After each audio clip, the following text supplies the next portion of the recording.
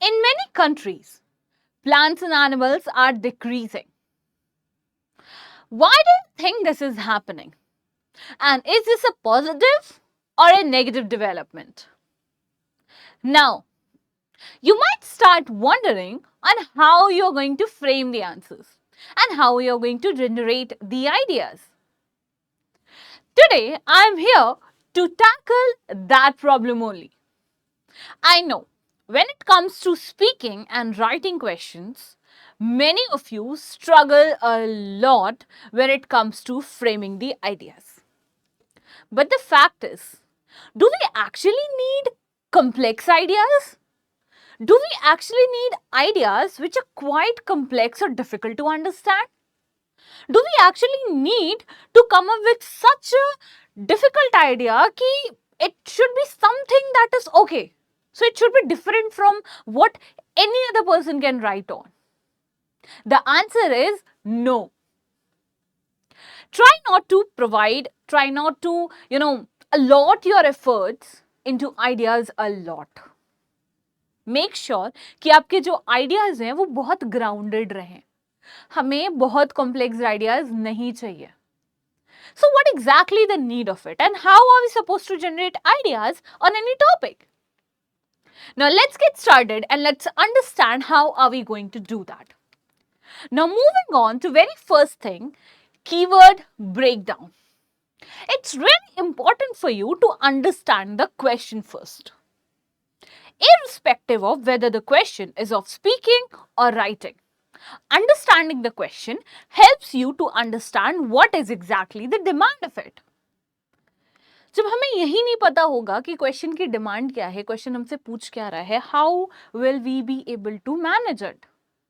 So first of all let's have a quick look over here. देखो, some people believe success is due to hard work, while others think it's based on luck. Discuss both views and give your opinion.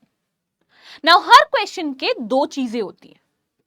The first one or the first part that is known as the base idea, ठीक है? और दूसरा जो part होता है जिसको हम actual question कहते हैं, जिसका हमें आंसर करना होता है. ठीक है? अब बात करते हैं what is the purpose of both of them. Base idea is there to give you an ideation, एक आइडिया जनरेशन का एक बेस देना चाहता है जिससे आप उस पर्टिकुलर टॉपिक के बारे में लिख पाओ.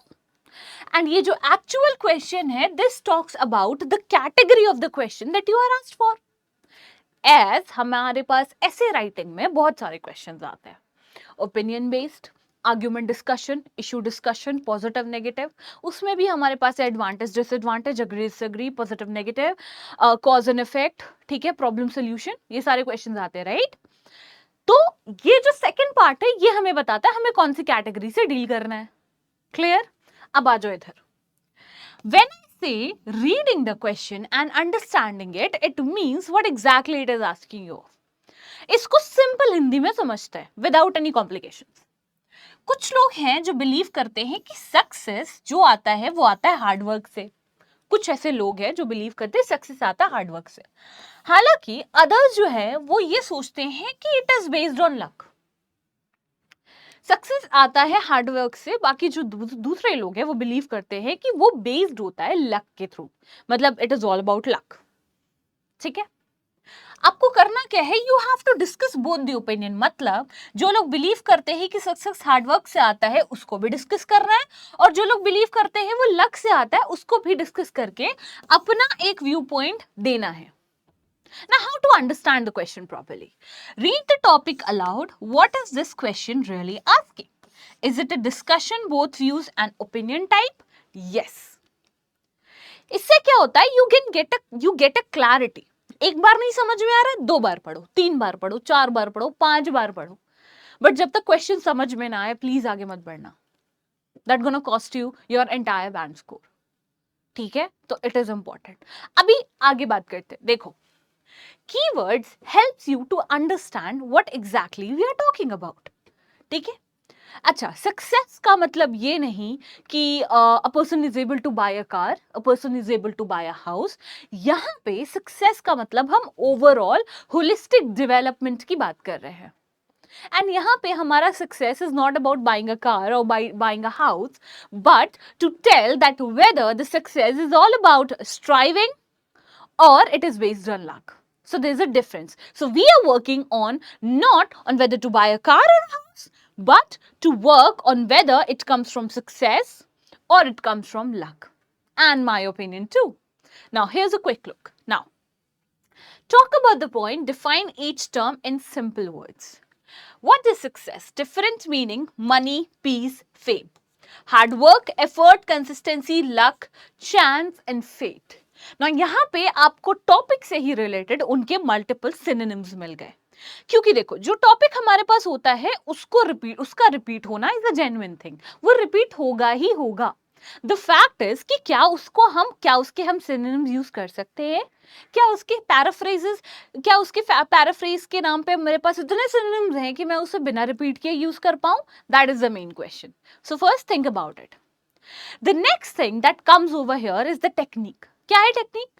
Now WH question, who, what, where, why, how, इनमें से कौन सा क्वेश्चन जिसको आपको आंसर करना है? Pros and cons, great for discussion, argumentative question. Mind mapping क्या करना है? विजुअल ब्रेनस्टॉर्मिंग करनी है। कैसे करनी है? I will help you out, just bear with me. Who become successful, what makes them so. Now ये क्या है? This is gonna help you clear a set of example. अगर आपको स्ट्रक्चर पता होगा एक ऐसे राइटिंग का स्ट्रक्चर क्या होता है। Now before moving on to that, hard work, more control, luck, external opportunities.